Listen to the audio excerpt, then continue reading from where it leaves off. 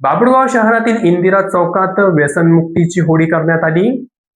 होळीच्या शुभ मुहूर्तावर बाभुळगावात एका वेगळ्या आणि महत्त्वपूर्ण व्यसनमुक्ती होळीचे आयोजन करण्यात आले होते. समाजात व्यसनमुक्तीचा संदेश पोहोचवण्यासाठी नशाबंदी मंडळ महाराष्ट्राने इंदिरा चौकात हा अभिनव कार्यक्रम राबविला. यावेळी ठाणेदार दीपमाला भेंडे यांच्या हस्ते दारूच्या बाटल्या, तंबाखूच्या पुड्या, सिगारेटची पाकिटे आणि गुटख्यासारख्या व्यसनांच्या प्रतिकांना होळीच्या अग्नीत जाळून व्यसनमुक्तीचा संदेश देण्यात आला. सामान्यतः होळीच्या दिवशी लोक वाईट गोष्टी आणि जुन्या आठवणी होळीत जाळून टाकतात. त्याच धर्तीवर या व्यसनमुक्ती होळीमध्ये व्यसनाला एक वाईट सवय मानून दारू, सिगारेट आणि इतर व्यसनांच्या वस्तू प्रतिकात्मक स्वरूपात जाळण्यात आल्या. समाजाला लागलेले हे व्यसन आयुष्यातून कायमचे काढून टाकावे असा स्पष्ट संदेश यातून देण्यात आला.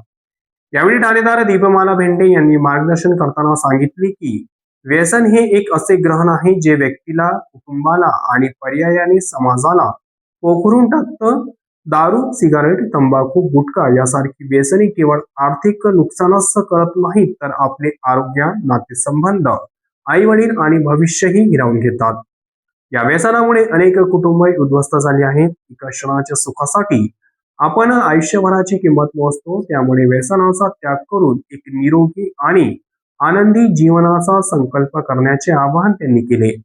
यावेळी उपस्थितांनी व्यसनमुक्तीचा संकल्प केला. यावेळी जिल्हा संघटक ॲडव्होकेट रोशनी मानोडे यांच्या माध्यमातून बाभुळगाव येथे नशाबंदी मंडळ महाराष्ट्र गेली 15 वर्षापासून हा व्यसनमुक्ती होळीचा कार्यक्रम सातत्याने राबवत आहे.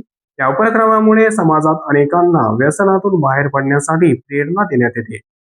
यावेळी व्यसनमुक्ती तालुका संघटक योगेश वानोडे, सत्यम पाटणकर, विशाल पिसे, सागर गारगाटे, आदित्य फुलकर, राजू कोटेकर, संतोष गवई व पोलीस कर्मचारी आदींची उपस्थिती होती.